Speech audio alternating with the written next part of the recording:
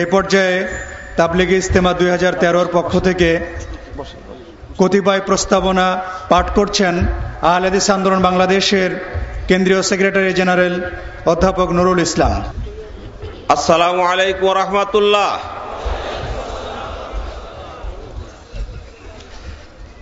আহলে হাদিস আন্দোলন বাংলাদেশের 23তম বার্ষিক তাবলিগি ইজতেমা 2013 এর পক্ষ থেকে নিম্নোক্ত প্রস্তাবনা বাস্তবায়নের জন্য দেশের সরকার, রাজনৈতিক নেতৃবৃন্দ, সাধারণ জনগণের নিকটে পেশ করা হলো। 1. পবিত্র কোরআন ও সহিহ হাদিসের আলোকে দেশের আইন, শাসন ও অর্থ ব্যবস্থা চালু করতে হবে।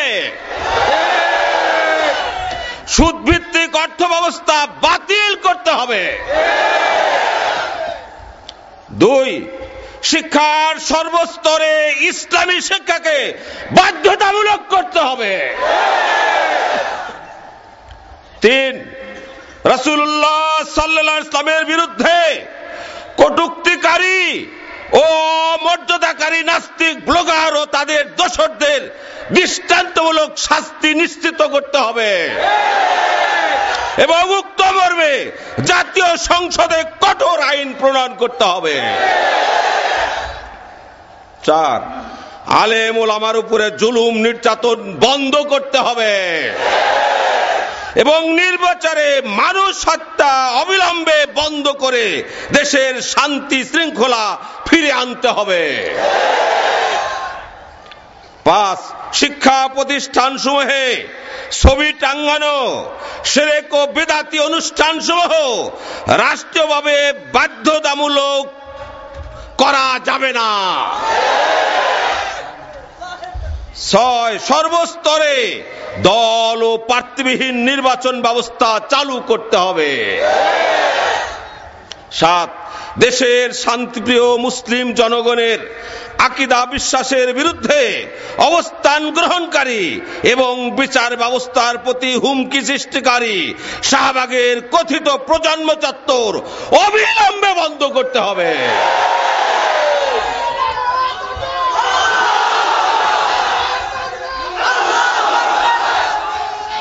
আসসালামু আলাইকুম।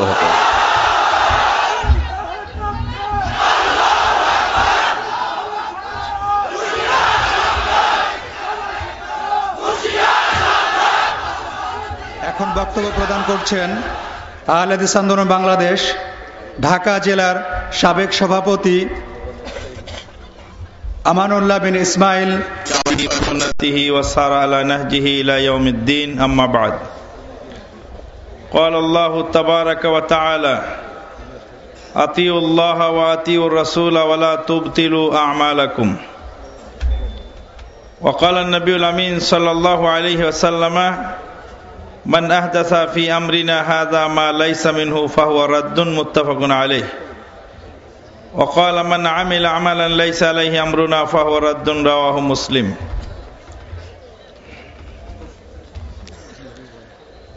বিদআতে হাসানা বিদআতে সাইয়্যা, শিরক বেদাত করে হইলাম বেহাইয়া। বিদআতে হাসানা বিদআতে সাইয়্যা, শিরক বেদাত করে হইলাম বেহাইয়া। কোরআন হাদিস জানি না, যা জানি তাও মানি না, তারপরেতে হইলাম আমি বড় মওলানা। বেদাতে হাসানা বেদাতে সাইয়্যা, শিরক বেদাত করে হইলাম বেহাইয়া। শিরক বেদাত করলে মানুষ কি হয়? বেহায়া হয়ে যায়। বেদাত কাকে বলে? বেদাতের সংজ্ঞা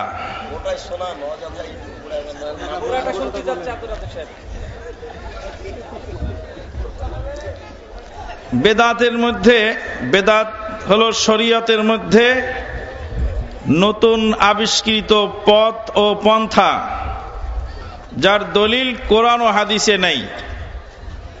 শরীয়তের মধ্যে নতুন আবিষ্কৃত পথ ও পন্থা, যার দলিল কোরআন ও হাদিসে নাই।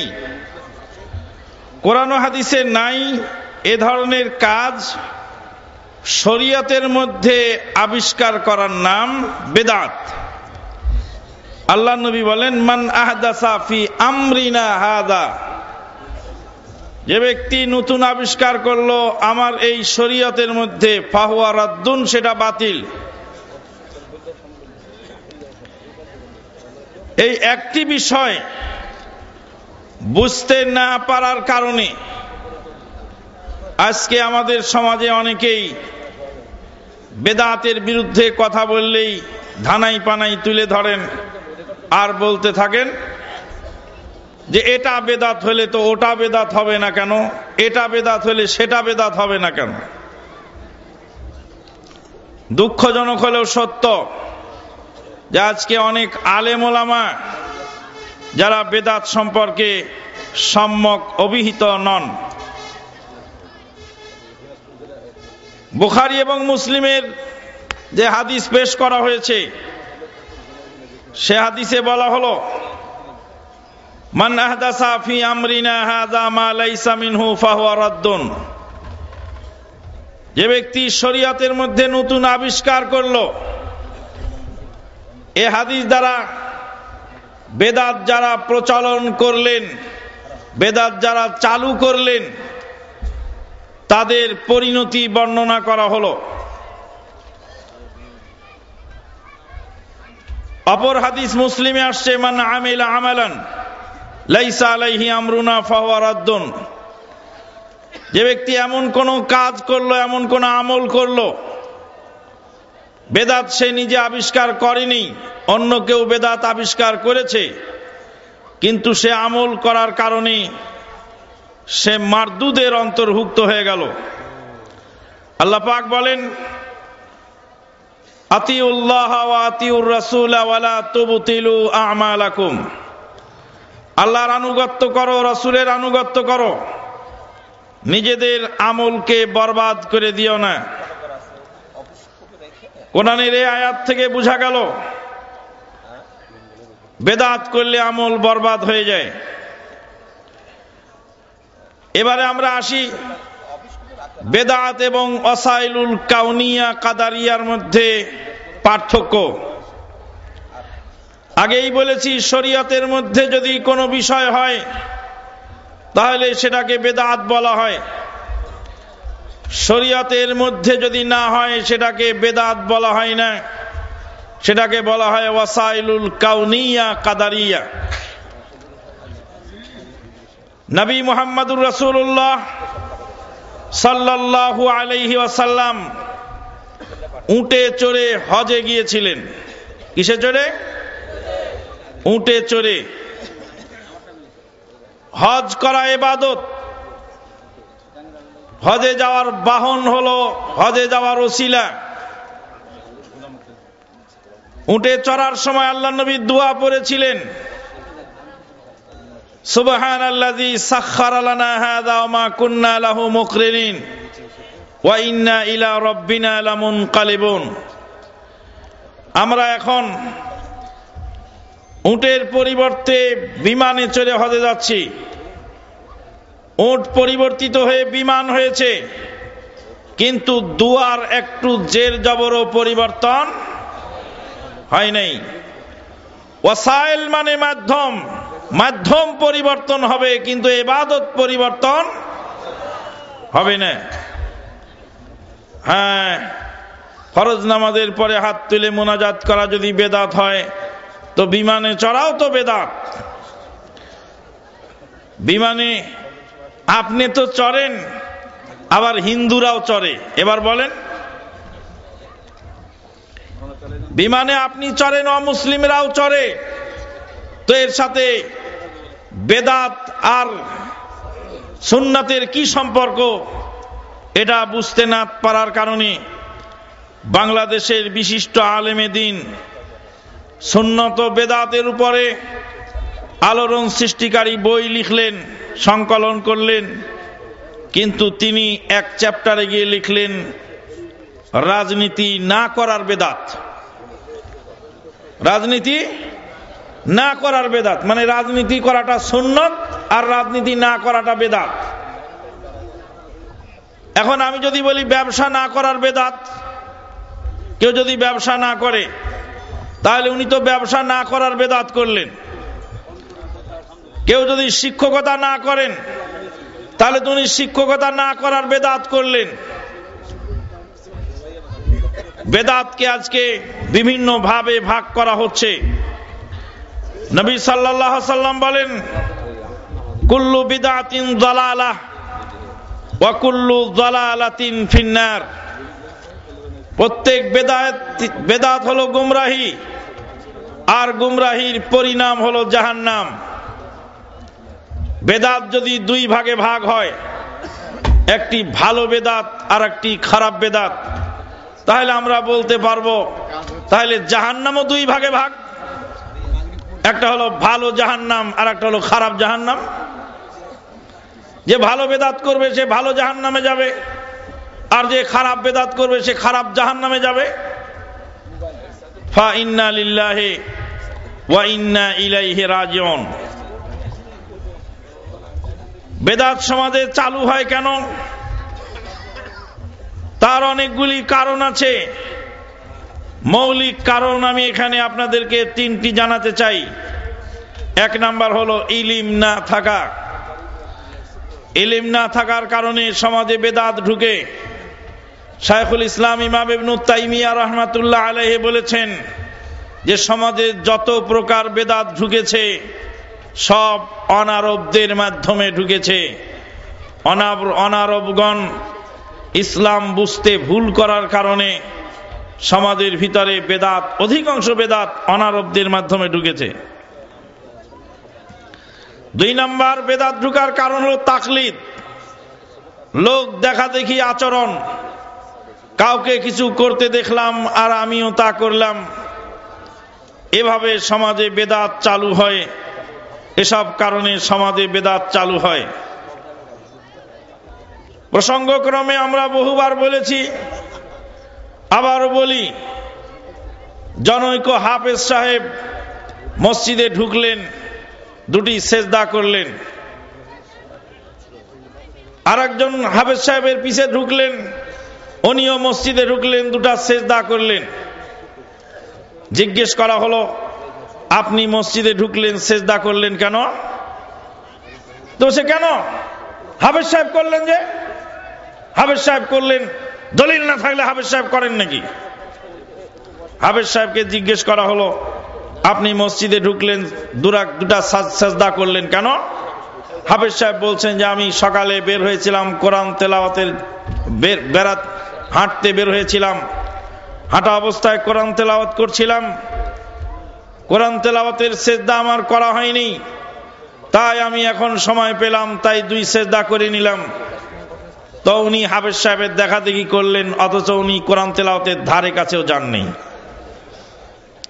এইভাবে লোক দেখা দেখি সমাজে বেদাত চালু হয়। বেদাত চালুর আর একটি অন্যতম কারণ হলো দলাদলি। যেখানে দলাদলি আছে সেখানে বেদাত অবশ্যই আসবে। এগুলি আমি সংক্ষিপ্ত আকারে ইঙ্গিত দিয়ে যাচ্ছি।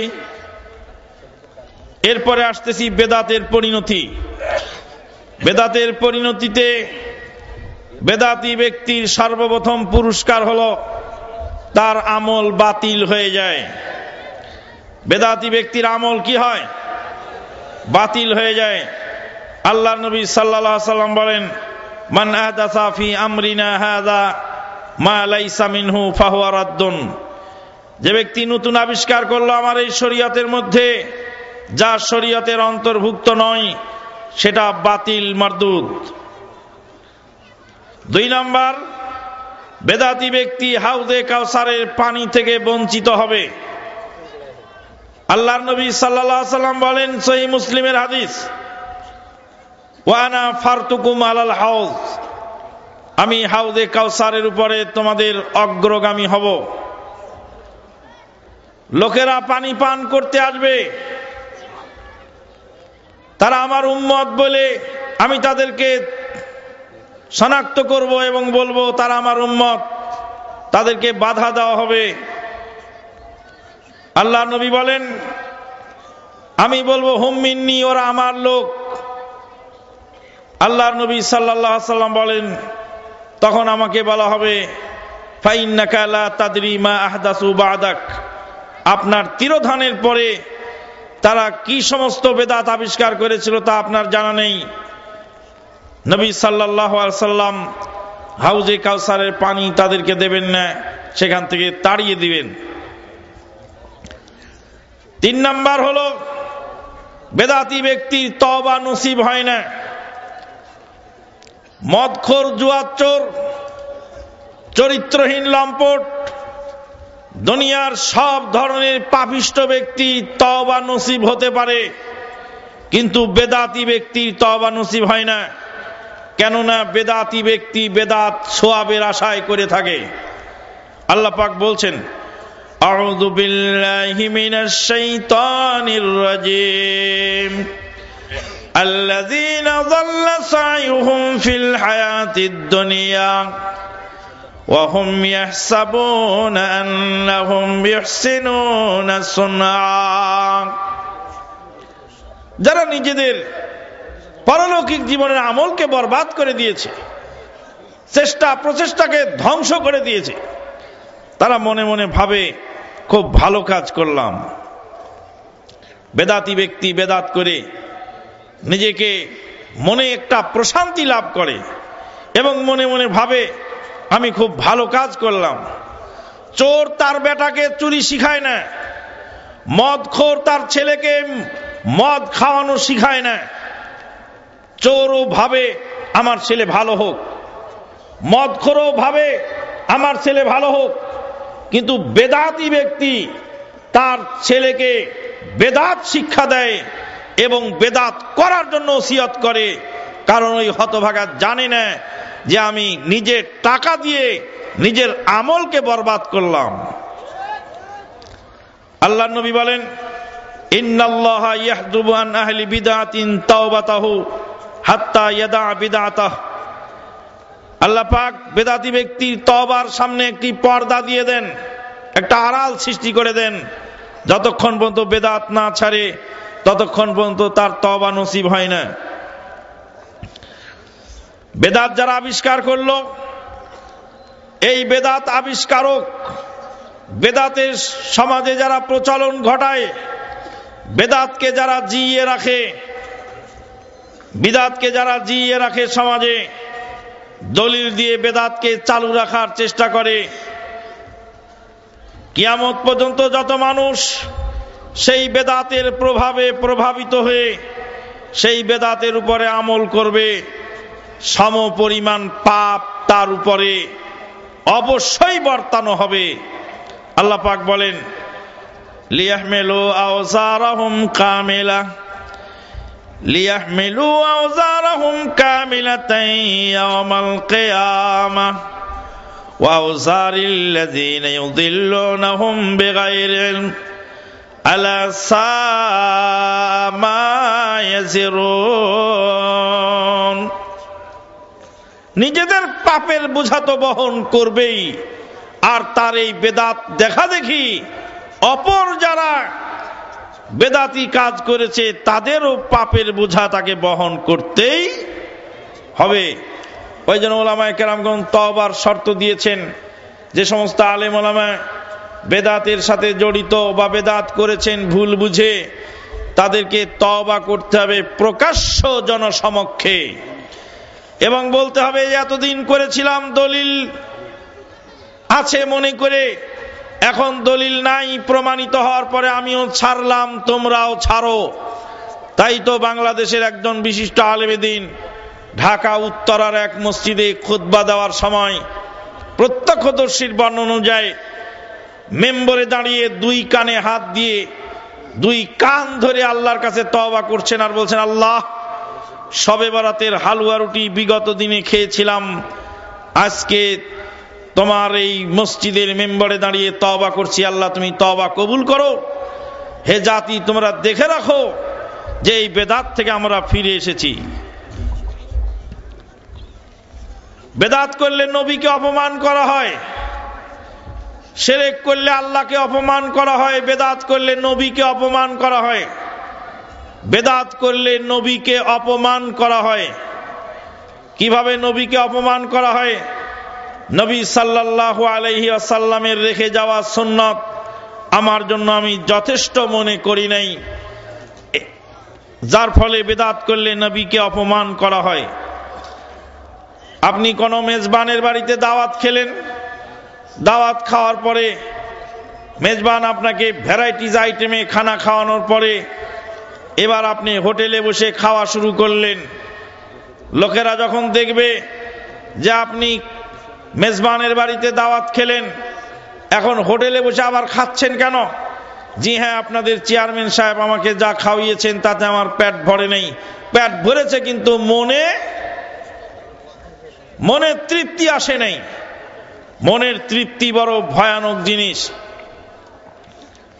ইঁদুরের বিষ রাখা আছে, ইঁদুরের বিষ রাখা আছে, ওই বিষের মধ্যে আছে গমের ভাজা আর চালের ভাজা আর শুটকি মাছের ঘ্রাণ আর বিস্কুটের গুঁড়া। এই বিস্কুটের গুঁড়া, গমের ভাজা, চালের ভাজার ভিতরে বিষাক্ত বিষ মিশিয়ে রেখেছে ইঁদুরকে মারার জন্য। বুড়ো ইঁদুর বলছে, মা ইঁদুর বলছে ছেলেদেরকে, বেটারে ও চাল ভাজা খাস না, ও খেলে জীবন ধ্বংস হবে। তখন ছোট ছোট ইঁদুররা বলে, আম্মা এই তো কি মজাদার জিনিস চাল ভাজা, আর কি সুন্দর শুটকি মাছের ঘ্রাণ, তারপরে আবার বিস্কুটের গুঁড়া, এ কি সারা যায়? একটু খেয়ে দেখি। খাওয়ার পরে একটা গিয়ে খাটের তলে, আর একটা গিয়ে দরজার আড়ালে, আর একটা গিয়ে এখানে, আর একটা গিয়ে সেখানে, সব কাত হয়ে পড়ে রয়েছে। তখন বুঝলো যে কত বড় সর্বনাশ হয়ে গেছে। বেদাত করতে তো খুব মজা লাগে, বেদাত খেতেও মজা লাগে, সালাত আদায় করলে তো মনের মধ্যে অত তৃপ্তি আসে না। সালাত আদায় করার পরে হাত তুলে মাবুদ ও মাওলাজি বলে চিৎকার দিলে মনের ভিতরে তৃপ্তি আসে। কিন্তু এই যে তৃপ্তিদায়ক জিনিস, এই যে লোভনীয় জিনিস কতটুকু ক্ষতিকর তা মরার পরে বেদাতি ব্যক্তি বুঝতে পারবে। 6 নম্বর, যেখানে বেদাত চালু হয় সেখানেই সুন্নত উঠে যায়। একজন মানুষ তার সন্তান জন্ম নিয়েছে, আপনি সেখানে সন্তানের জন্য মুনাজাত করে দিলেন। যখনই মুনাজাত করে দিলেন সেখানে সুন্নতি দোয়া ছিল, বারাকাল্লাহু ফিল মাওহুবি লাক ওয়া শাকারতাল ওয়াহিবা ওয়া রুজিকতা বিররাহ ওয়া বালাগা আশুদ্দাহ। এই যে সুন্নতি দোয়া এবার চলে গেল। যখনই বেদাত চালু করা হয় তখনই সেখান থেকে সুন্নত উঠে যায়। বেদাত করলে নবী সাল্লাল্লাহু আলাইহি সাল্লামকে খিয়ানতকারী বানানো হয়। ইমাম মালিক রাহমাতুল্লাহ আলাইহি বলছেন, মান ইবতাদা ফাকাদ যান্না আন্না মুহাম্মাদান সাল্লাল্লাহু আলাইহি ওয়াসাল্লাম খানা ফির রিসালা। যে ব্যক্তি বেদাত চালু করলো সে ধারণা করলো আল্লাহর নবী সাল্লাল্লাহু আলাইহি ওয়াসাল্লাম ইসলাম পূর্ণভাবে আমাদের কাছে পৌঁছে। বেদাত করলে ইসলামকে অপূর্ণ মনে করা হয়। আল্লাহ পাক বলছেন, আল ইয়াউমা আকমালতু লাকুম দীনাকুম ওয়া আতমামতু আলাইকুম নি'মাতি ওয়া রাদিতু লাকুমুল ইসলাম দীনা। 9 নম্বর, বেদাতের বিষয়ে আপনাদেরকে আমাদেরকে কয়েকটি জিনিস খেয়াল রাখতে হবে। 1 নম্বর হলো ইবাদতের স্থান। নির্ধারিত স্থানে ইবাদত যদি থাকে, সেই নির্ধারিত স্থানের বাইরে করলেই সেটা বেদাত হয়ে যাবে। মক্কা, মদিনা এবং বায়তুল মাকদেস, এই 3 মসজিদ ছাড়া অন্য কোন মসজিদে অধিক সওয়াবের আশায়, ফজিলতের আশায় সফর করা হারাম, নিষেধ। যখনই অন্য কোন জায়গায় পবিত্র মনে করে সেখানে অধিক সওয়াবের আশায় সফর করবেন, যেই স্থান কোরআন ও সুন্নাহয় প্রমাণিত সেই স্থানের বাইরে অন্যত্র গেলেই সেখানে আপনার বেদাত হয়ে যাবে। আল্লাহ নবী বলেন, লা তুসাদ্দুর রিহালু ইল্লা ইলা সালাসাতি মাসাজিদা। 3 মসজিদ ব্যতীত অধিক সওয়াবের আশায় সফর করা অন্যত্র বৈধ নয়। 2 নম্বর হলো পরিমাণ। ইবাদতের পরিমাণ আল্লাহ এবং তার রাসূল কর্তৃক নির্ধারিত থাকলে সেখানে এক বিন্দু কম বেশ করতে পারবে না। আল্লাহর নবী সাল্লাল্লাহু আলাইহি ওয়াসাল্লাম 11 রাকাত বিতির সহ তারাবি আদায় করেছেন। 11 রাকাত বিতির সহ তারাবি কিয়ামত পর্যন্ত চলবে।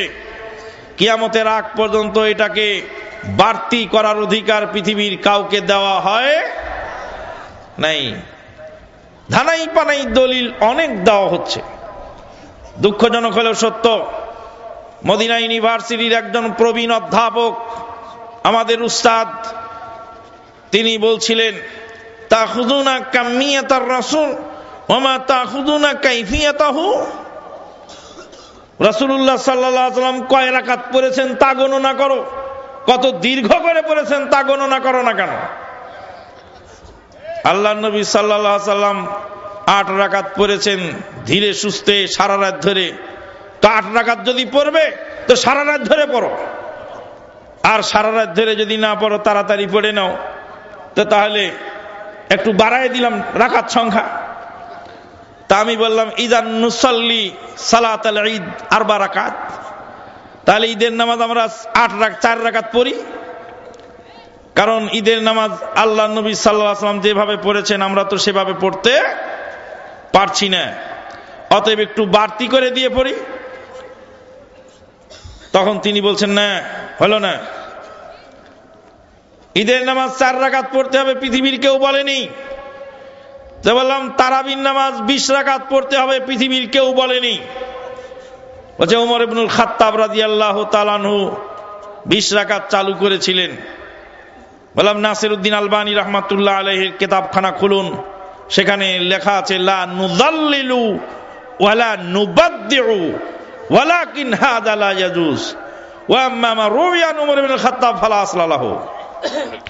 ওকে আমরা বেদাতিও বলবো না, পথভ্রষ্টও বলবো না, কিন্তু এতটুকু বলবো এটা বৈধ নয়। ওমর ইবনুল খাত্তাব রাদিয়াল্লাহু তাআলা আনহু থেকে যা বর্ণনা করা হয়ে থাকে তার কোনো ভিত্তিই নেই। 3 নাম্বার সময়, ইবাদতের সময় 13ই জিলহজের বেলা ডুবার আগ পর্যন্ত আপনার জন্য কুরবানি করা বৈধ। 13ই জিলহজের বেলা যখন ডুবে গেল তখন আপনি শত কুরবানি করলেও একটি কুরবানি আল্লাহর রাস্তায় কুরবানি বলে গণ্য হবে না।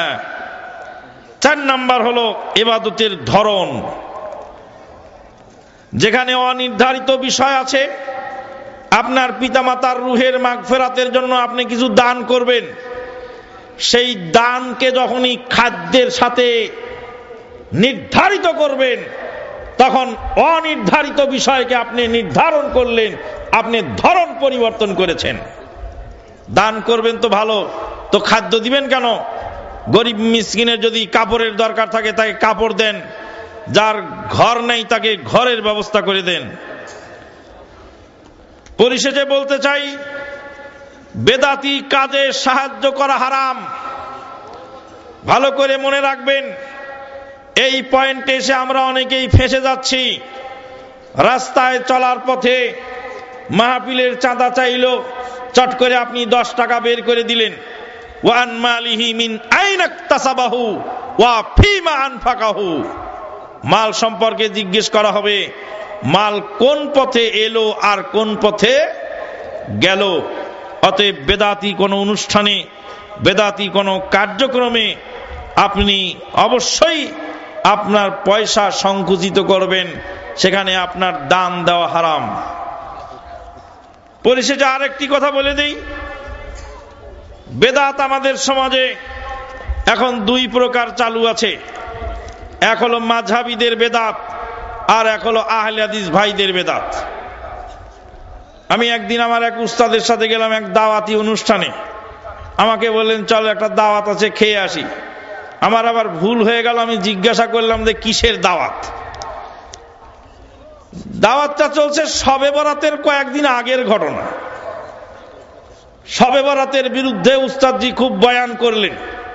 বয়ান করার পরে বললেন, যে আপনার আত্মীয় স্বজনের মধ্যে অনেক মাযহাবী লোক এসেছিল, তো তাই শবে বরাত সম্পর্কে আমি অনেক কিছু বললাম। পরিশেষে জানা গেল যে যেই দাওয়াত আমরা খেতে গেছি ওটা মৃত্যু বার্ষিকী। হ্যাঁ, এক বুড়ি আর এক বুড়িকে বলে নানি শাশুড়ি। তো মৃত্যুবার্ষিকীর দাওয়াত খেতে গিয়ে শবে বরাতের প্রতিবাদ করা হচ্ছে। মৃত্যুবার্ষিকীর দাওয়াত এটা আহলে হাদিস বেদাত।